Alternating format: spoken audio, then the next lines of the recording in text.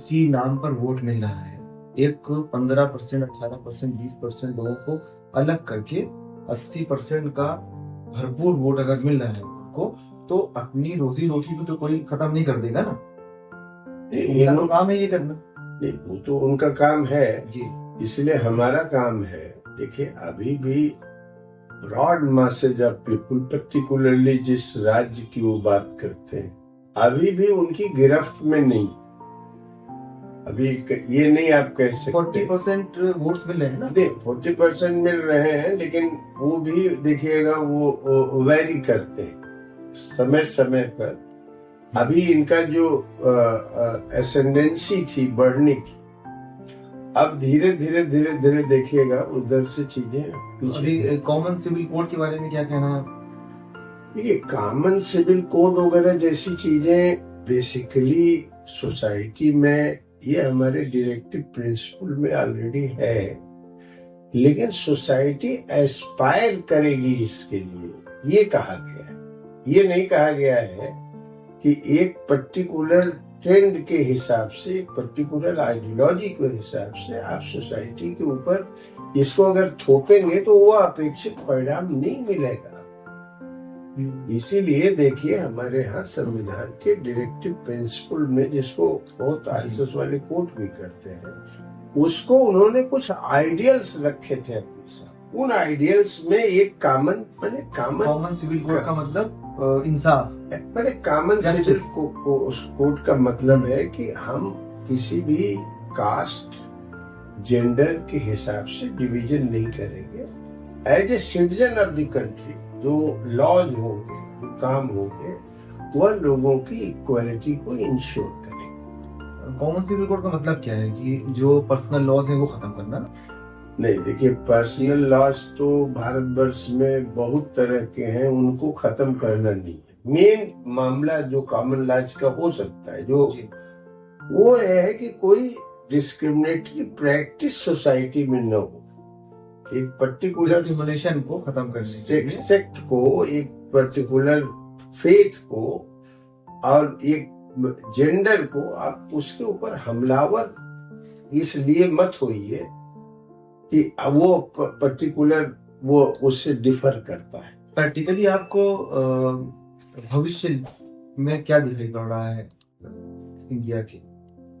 नहीं, इंडिया के भविष्य में तो देखिए बहुत स्ट्रगल्स होंगे, क्योंकि आरएसएस और बीजेपी वाले एडमेंट है, क्योंकि उनकी एक पर्टिकुलर फिलॉसफी है कल्चरल ऑफेंसिव का, और खास तौर पर उसका की पॉइंट है पितृभूमि तक तो बात चलती, लेकिन जो ये पुण्य भूमि, मैंने एक सीधे पुण्य भूमि का मतलब, पुण्य भूमि मैंने हमारी पायस लैंड, हमारा फेथ का लैंड, जैसे वो तो फिर वो सब जो अखंड भारत वाली बात कर रहे हैं। नहीं, अखंड भारत की ही बात नहीं भाई। जैसे मान लीजिए अब बहुत सारे लोग हैं जो अरब जगत में, वो वहां मोहम्मद साहब पैदा हुए, या कोई क्रिश्चियंस हैं वेटिकन में पैदा हुए, तो जाहिरा तौर पर उनका जो फेथ है रिलीजन का वहां है, उसको पैट्रियोटिज्म से आइडेंटिफाई नहीं करते। पैट्रियोटिज्म अलग बात है, लेकिन ये कल्चरल ऑफेंसिव लेते हैं कि आपको इसे मानना ही पड़ेगा। ये सब तो देखिए सामने दिख रहा है,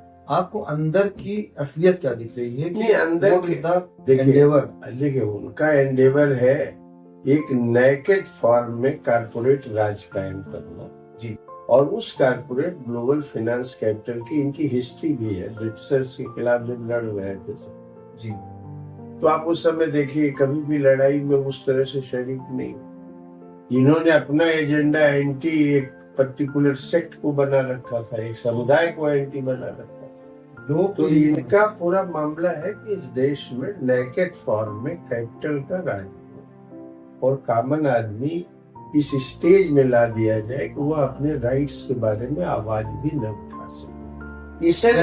वेल्थ को सेंट्रलाइज करना, वेल्थ ये कॉमन एंडेवर हो। हाँ, वेल्थ को सेंट्रलाइज करना और पूरी उस तरह की फोर्सेस को मदद करना। उस तरह की फोर्सेस जब हावी हो जा रही हैं, तो अगर हो जाएंगी, क्योंकि आप कोशिश कर रहे हैं और बहुत सारे लोग कोशिश कर रहे हैं, लेकिन बहुत रिजल्ट ओरिएंटेड कोशिशें नहीं दिखाई पड़ रही हैं। नहीं देखिए, इसमें अभी भी जो हमारे यहाँ अगर पॉलिटिक्स में देखें, जी सिविल सोसाइटी को मैं ये मानता हूँ कि सिविल सोसाइटी कॉन्शियस है, और अच्छे अच्छे सिविल लिबर्टेरियंस को मैंने देखा, सोशल एक्टिविस्ट को देखा। उन्होंने अब जैसे आनंद तेलतुंबडे डॉक्टर अंबेडकर के परिवार के, गौतम नवलखा, सुधा भारद्वाज, ये लोग तो सिर्फ दलित की बात करते हैं। नहीं, ऐसा कुछ नहीं, ये तो वाइडर सोसाइटी के डेमोक्रेटिक नॉर्म्स की बात करते हैं। इन सब लोगों को जेल में डाल दिया। अभी जो खतरा है वो खतरा ये है, बेचारे किसी तरह से छूट के आ भी रहे हैं तो भी उनको हर वक्त जाके थाने में अपनी, अब आप समझिए, एक आदमी अंबेडकर की परंपरा का इतना उच्चतर किस्म का आदमी हर हफ्ते जाके थाने में अपनी हाजिरी लगता।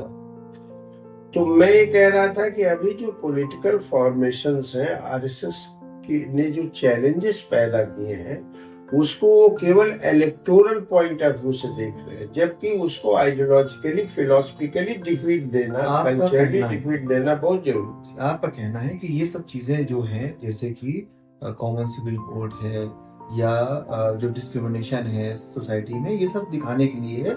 असली चीज है वेल सेंट्रलाइज करना, कोऑपरेट नहीं, हमारा कहना ये है कि देखिए, ये बेसिकली कोई कॉमन सिविल कोड तो एक डेमोक्रेटिक सोसाइटी को एस्पायर करता है ना, इनका कोई एज अ शगुफा ये इसको यूज करते हैं जो हमारी सोसाइटी में डिवीजन को डीपेन करने के लिए।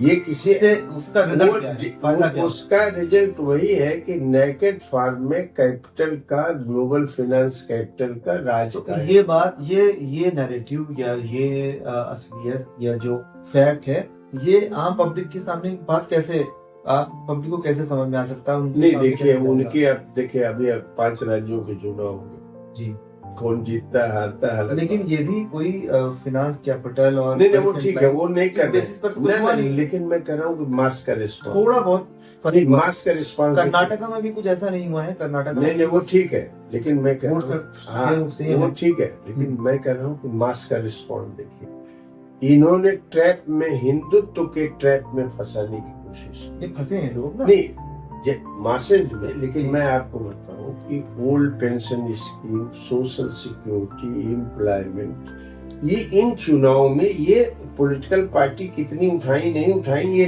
ग्रास रूट लेवल से बहुत उभर के आए। आप राजस्थान, अभी इलेक्शन तो बहुत करीब है, तो अभी तक तो कोई इस तरह से ये मुद्दे उठते दिखाई नहीं पड़ते। बहुत इस चुनाव में आप मध्य प्रदेश में देखिए, तेलंगाना में देखिए, आपके यहाँ तक कि मिजोरम में देखिए, ये बड़े मुद्दे बहुत मजबूती से, छत्तीसगढ़ में देखिए बहुत मजबूती से उठेगा। और ये कंपेल कर रहे हैं सभी पॉलिटिकल पार्टी को, आरएसएस को, बीजेपी को भी, कॉमन मुद्दे जिसमें सोशल सिक्योरिटी का सवाल, रोजगार का सवाल, कम्युनल हार्मनी का सवाल बहुत बड़ा सवाल तो है। दो चीज ये है कि एक तो ये है कि अगर आप इसे स्टैब्लिश करने में या लोगों तक पहुंचाने में कामयाब होते हैं आप लोग, क्योंकि सब कोशिशें ठीक है, वो जितने भी उससे अगर नहीं हो पा रहा है, प्रैक्टिकली आपको दिखाई नहीं पड़ रहा है, ये कोई मजबूत ताकत अगेंस्ट में दिखाई नहीं पड़ रही है, तो अगर ऐसे ही हो जाता है तो फिर ये अगली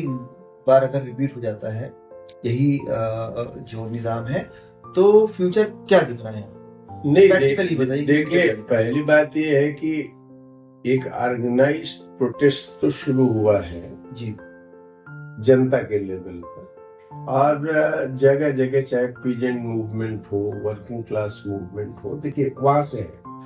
बावजूद इसके अगर इलेक्टोरल विक्ट्री बीजेपी करती है तो बहुत बड़ा डिसास्ट्रस होगा हमारे नेशन बिल्डिंग के लिए, लोगों के लिए।